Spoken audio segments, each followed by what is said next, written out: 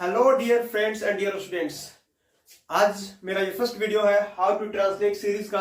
मैं first video लेकर आया हूँ। इससे पहले मैंने दो डेमोस वीडियो बनाए थे, एक हाउ टू ट्रांसलेट सीरीज का और एक साइंस सब्जेक्ट का। उसको मैंने फेसबुक पे अपलोड किया था, जिस पे आप लोगों ने भरपूर समर्थन दिया, भरपूर सपोर्ट किया, तो उसके लिए बहुत बहुत शुक्रिया। और आज से हमारे वीडियो सेशन स्टार्ट हो रहा है, वीडियो सीरीज स्टार्ट हो रहा है, जिसमें जो हमारा फर्स्ट है, आज पढ़ेंगे हाउ टू ट्रांसलेट सीरीज का फर्स्ट वीडियो हमारा है, जिसमें हम लोग पढ़ेंगे इंट्रोडक्टरी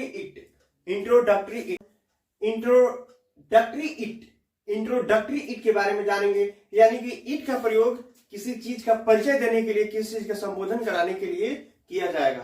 तो आज हम लोग जो इट का प्रयोग सीखेंगे वो टाइम का। वैसे तो इट का प्रयोग समय, दिन, महीना, साल, ऋतु, तिथि आदि को बताने के लिए, उसका परिचय देने के लिए इट का प्रयोग किया जाता है। बट आज जो हमारा ये वीडियो होगा, ये टॉपिक होगा, केवल टाइम से होगा। यानी कि टाइम को रिप्रेजेंट करने के लिए, टाइम को बताने के लिए हम इट का प्रयोग करना सीखेंगे इस वीडियो में। अगर आप नहीं भी जानते हैं तो ये वीडियो आप देख लीजिए। हम पूरी तरह से आपको आश्वस्त करेंगे कि आप ये वीडियो देखने के बाद आपको कोई डाउट, कोई प्रॉब्लम्स नहीं होने वाली है इस चीज से रिलेटेड। अगर होती है तो कमेंट सेक्शन में आपके लिए खुला हुआ है, आप वहां पूछ सकते हैं। तो टाइम को ज्यादा न लेते हुए वीडियो को स्टार्ट करते हैं। यानी कि हम लोग टाइम को बताने के लिए, टाइम का परिचय देने के लिए कैसे इट का प्रयोग करना सीखेंगे। ठीक है, बाकी सब जो हमारे महीना, साल, ऋतु, इसको हम लोग इरेज करते हैं, तो जानेंगे। सबसे पहले टाइम जो होता है, उसमें टाइम में क्या क्या होता है। टाइम में हम लोग बोलते हैं कि 3:15 बजे हैं, 4:15 बजे हैं, 5:15 बजे हैं। पौने का प्रयोग किया जाता है, 3:45 बजे है, 4:45 बजे है, 5:45 बजे है। साढ़े का प्रयोग किया जाता है, 5:30 बजे है, 6:30 बजे है, 8:30 बजे है, या फिर 5:20 हुए हैं, 3:03 हुए हैं। इस तरह से टाइम को बताने के लिए कुछ सेंटेंसेस का प्रयोग होता है। तो सबसे पहले जानेंगे सवा। सवा का मतलब होता है कि कोई भी 15 हो चुका है। यानी अगर 3:15 बोलेंगे तो 3:15 का मतलब होता है 3:15 हो चुके हैं। तो सवा के लिए जो प्रयोग होगा, हमारा क्वार्टर पास्ट का प्रयोग किया जाएगा। क्या किया जाएगा? Quarter past. पौने का मतलब होता है, मतलब अगर हम 2:45 बोले तो 2:45 बोलने का मतलब है कि 3 बजने में 15 मिनट अभी बाकी है। तो जब पौने का प्रयोग किया जाएगा तो हम Q2 का प्रयोग करेंगे। यानी पौने का इंग्लिश लिखने के लिए हम लोग Q2 का प्रयोग करेंगे। और साढ़े का मतलब होता है कि जैसे बोले 3:30 का मतलब कि 3:30 कंप्लीट हो चुके हैं। और जब कंप्लीट होने की बात आती है तो पास्ट का प्रयोग होता है। और साढ़े मतलब आधा। 3:30 का मतलब 3:30 यानी 3:30 हो चुके हैं। यानी इसके लिए होगा हाफ पास्ट का प्रयोग किया जाएगा। तो ये हो गया क्लियर। सवा को क्वार्टर पास्ट बोलेंगे, पौने को Q2 और साढ़े को हाफ पास्ट। अब देखते हैं 4 बजे, 3 बजे, 2 बजे, 1 बजे, कुछ भी हो, इसके लिए हम लोग जैसे 4 बजे 4 o'clock, 4 बजे का होगा 4 o'clock। 4:15 बजे है, 4:15 को अगर देखा जाए तो सवा को अब मैंने यहाँ पे मेंशन किया हुआ है कि क्वार्टर पास्ट होता है। तो देखेंगे हम लोग कि क्वार्टर पास्ट 4:15 बजे है, यानी क्वार्टर पास्ट 4 पौने 4 बजे है। जो हमारा नेक्स्ट है पौने 4। पौने का हमने देखा है Q2 होता है। तो यहां पे देखेंगे हम लोग कि Q2 4, यानी कि 4 बजने में 15 मिनट बाकी हैं। इसके लिए होगा हमारा Q2 4। 4:30 का मतलब हुआ कि 4:30 यानी हो चुके हैं, कंप्लीट हो चुका है। और जब भी कंप्लीट की बात है तो यहाँ पे हम लोग पास्ट का प्रयोग करते हैं। यहाँ पे हमने देखा भी है कि 4:30 यानी हाफ पास्ट यानी साढ़े, इसका मतलब हो गया साढ़े और इसका 4 यानी 4:30। अब 4:04 को इंग्लिश में कैसे लिखा जाएगा? तो सबसे पहले हम लोग क्या करेंगे, ये जो मिनट है, मिनट को सबसे पहले लिखा जाएगा। यानी कि 4 मिनट पहले लिखेंगे हम लोग 4 मिनट्स। ये 4 बजकर यानी बज चुका है, तो बजने के लिए बजने के सेशन में पास्ट का प्रयोग किया जाएगा, यानी 4 मिनट्स पास्ट कितना बज चुका है, 4 बज चुका है, तो 4 मिनट्स पास्ट 4। अब देखेंगे यहां पे क्या है हमारा कि 4 बजने में 4 मिनट बाकी है, यानी कि 4 अभी पूर्ण रूप से बजा नहीं है, बल्कि उसमें 4 मिनट बाकी है। तो सबसे पहले हम जैसा कि जानते हैं कि जब इस प्रकार से सेंटेंसेस रहे तो उसमें क्या करेंगे हम लोग कि मिनट्स को लिख देंगे, यानी 4 मिनट्स। 4 मिनट्स जब भी बाकी का बात आ जाए तो 2 का प्रयोग किया जाएगा, तो 4 मिनट्स 2, 4 मिनट बाकी है कितना बजने में, तो 4 बजने में, तो 4 मिनट्स टू 4। अब यहां पे एक चीज हम नोट में डाल देते हैं आसानी से समझने के लिए, जब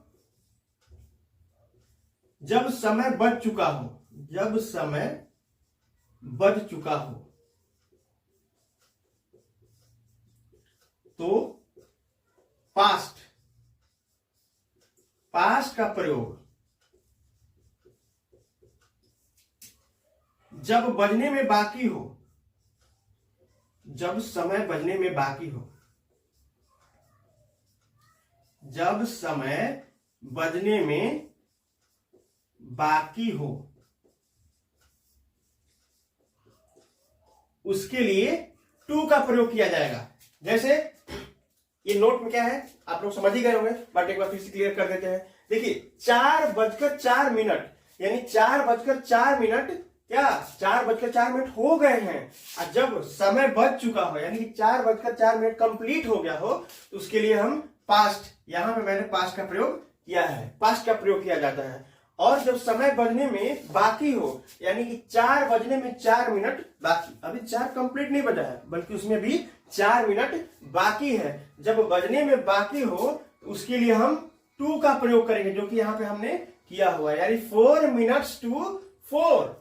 अब आपके मन में एक क्वेश्चन आ सकता है कि मैंने जितने भी यहाँ पे किए हैं, जितने भी जो कुछ बताया है उसमें तो कहीं इट का प्रयोग हुआ नहीं है। और जैसा कि मैंने बताया है इंट्रोडक्टरी इट का मतलब कि इट का प्रयोग समय को बताने के लिए, समय का ट्रांसलेट करने के लिए प्रयोग किया जाएगा, लेकिन कहीं तो हमने किया नहीं। लेकिन अब सीखेंगे कि इट का प्रयोग कैसे करें इसमें। अभी देखिए 4 बजे, मैंने यहाँ पे सेंटेंस कंप्लीट नहीं किया है, 4 बजे लिखा है, 4:15 बजे, सेंटेंस कंप्लीट नहीं है, तो सेंटेंस कंप्लीट कैसे होंगे और इट का प्रयोग कैसे किया जाएगा, इसको हम लोग अभी देख लेते हैं। कैसे इसी को लेते हैं, हम इसी को लेते हैं, ऊपर वाले को यहां से ऐसे लेते हैं, तो देखेंगे 4 बजे इस सेंटेंस को कंप्लीट करते हैं। सबसे पहले 4 बजे हैं, ये सेंटेंस कैसे कंप्लीट होगा, 4 बजे हैं। अब इसको कैसे बनाया जाएगा, 4 बजे हैं, ये जो बजने का क्रम है ये प्रेजेंट टाइम में हो रहा है, यानी कि वर्तमान समय में हो रहा है, तो इसके लिए इज ए मार का प्रयोग किया जाएगा, यानी इट इज कितना बज चुका है, 4 बज चुका है, यानी 4 o'clock लिख देंगे, इट इज 4 o'clock। अब ये हमारा सेंटेंस कंप्लीट। इस सेंटेंस को कंप्लीट करने की कोशिश करते हैं। 4:15 बजे हैं, 4:15 बजे हैं। इसको अगर हमें बनाना हो तो सबसे पहले इट, क्योंकि हम लोग इंट्रोडक्टरी इट पढ़ रहे हैं, इट से इस प्रकार के सेंटेंस को या ट्रांसलेशन को हम लोग बनाएंगे, यानी इट इज कितना हो चुका है, 4:15 का 4:15, इट इज 4:15, इट इज 4:15। अब लेते हैं नेक्स्ट वाले को, 3:45 बजे हैं, 3:45 बजे हैं, 3:45 बजे हैं। इसको हम लोग कैसे करेंगे, तो इट इज 3:45 बजे का क्या होगा, 3:45, इट इज 3:45। अब जैसे लेते हैं 4:30 बजे है, इसका क्या हो जाएगा, 4:30 बजे है, it is 4:30।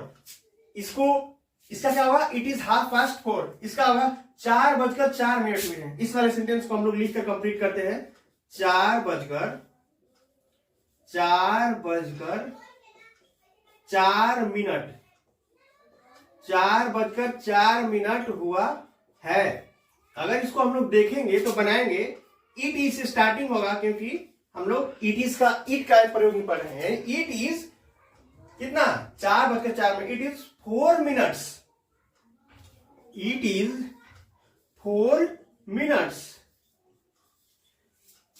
It is 4 minutes past, it is 4 minute past 4, it is 4 minutes past 4। अगर हमें 4 बजने में 4 मिनट बाकी हो तो 4:04 बाकी है, तो कैसे बनाएंगे?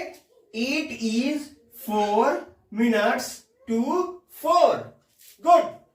इस तरह से हम लोग इट का प्रयोग करना इस सेंस में सीखेंगे, यानी टाइम को जब भी बताना हो तो इट का प्रयोग कुछ इस तरह से किया जाएगा। अब आपके मन में एक और क्वेश्चन आ सकता है, ये मैंने 4 4 4 ही क्यों लिखा है? ये 4 ये 4 ये 4 ये 4 ये 4 ये 4 4 ही क्यों लिखा है? एक्चुअली 4 मैंने एक एग्जाम्पल लिया, अब इसमें घबराने की बात नहीं है, यहाँ पे 4 के अलावा भी कुछ हो सकता है। जैसे 3 बजे हैं, ठीक है, इट इज 3 o'clock, 3:15 बजे हैं। It is 3:15। अब जैसे इसमें इस टॉपिक का एक और छोटा सा एक नोट्स है जिसको भी हम लोग इसके साथ क्लियरफाई कर लेते हैं। देखेंगे कि यहां पे नोट में मेंशन किया गया है कि मिनट 5 के मल्टीपल यानी गुणज हो तो मिनट्स लिखना आवश्यक नहीं होता है। मल्टीपल्स और गुणज, बात करेंगे मल्टीपल और गुणज। ये मल्टीपल का मतलब होता है कि 5 का टेबल, यानी 5 के टेबल में जो जो आ जाए, जैसे 10, 15, 20, 25, 30, 35, इस तरह से, यानी 5 का मल्टीपल। मल्टीपल का मतलब आम भाषा में समझे तो 5 के टेबल्स में जितने भी नंबर्स आएंगे वो 5 के मल्टीपल्स कहलाएंगे। तो 5 का मल्टीपल्स यानी कि जब मिनट 5 का मल्टीपल हो, यानी कि 5 के टेबल में आने वाला हो, तो उसके लिए मिनट्स लिखना जरूरी नहीं होता है। अगर लिख भी देते हैं तो गलत नहीं होता होगा, बट लिखना कोई जरूरी नहीं है। इसको एग्जाम्पल के जरिए समझते हैं। जैसे 4:10, यहां पे देखेंगे कि जो मिनट है वो क्या है? 5 का मल्टीपल है, यानी कि 5 के टेबल में आने वाला ये 10 है। तो इसको कैसे हम लोग ट्रांसलेट कर सकते हैं? तो इसका हम लोग लिखेंगे इट इज क्या लिखेंगे? 10। It is 10। यहां पे वैसे तो मिनट्स लिखा जा सकता है, minutes 10 minutes, it is 10 minutes, but it पहले इसको आम भाषा में देखते हैं। इट इज 10 मिनट्स बच चुका है तो पास्ट कितना? 4। इसका होगा जैसे हमने पहले सीखा था उसके अकॉर्डिंग होगा इट इज 10 मिनट्स पास्ट 4। अगर आप इसको ऐसे बोलते हैं या फिर ऐसे ट्रांसलेट करते हैं तो ये आपका गलत नहीं होगा, बट इसको इस नोट के अकॉर्डिंग आप ऐसे भी कर सकते हैं, यानी कि मिनट को नहीं लिखिएगा, इट इज 10 पास्ट 4, ये भी आपका गलत नहीं होगा। यानी कि ये जो मिनट है 10, 15, 20, 30, 35 ऐसे कुछ भी रहे जो 5 का मल्टीपल हो, अगर आ जाता है मिनट में, ध्यान देना है मिनट में, बचकर वाले में नहीं होना चाहिए, मिनट में आ जाए तो यहां पे मिनट्स लिखना आवश्यक नहीं है, जैसा कि यहां पे बताया गया है। तो इसका इट इज 10 पास्ट 4 हो सकता है। मैंने पहले भी बताया कि अगर इट इज 10 मिनट्स पास्ट 4 लिखते हैं तो भी आपका गलत नहीं होगा, बट आप इसको ऐसे भी सोल्व कर सकते हैं। इसका देखते हैं, इसका हम लोग स्टार्ट करेंगे। इट इज, ये जो है, ये जो मिनट है ये भी क्या है? 25, 5 का मल्टीपल है क्योंकि 5 के टेबल में आ रहा है, 5 5 is 25। तो यहां पे हम लोग it is 25, it is 25 minutes. चाहे तो मिनट्स लिख सकते हैं, बट यहां पे मिनट्स नहीं भी लिखेंगे तो हमारा गलत नहीं होगा। यानी इट इज 25 क्या है? बाकी है। बाकी के लिए क्या लगाते हैं? गुड, टू का प्रयोग होता है। It is 25 to 12,